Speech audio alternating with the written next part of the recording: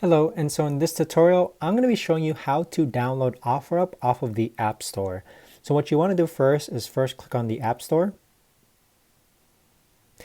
Now, you see under the search, there's a search bar. You want to click on that.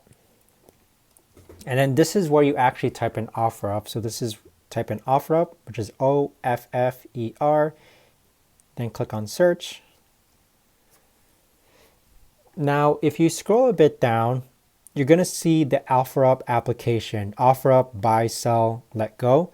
Now, instead of the update button, which you see right there, because I already have Offerup downloaded, you're going to see the actual download button in blue. So you just simply click on that, and then afterwards, Offerup should be downloaded on your mobile device.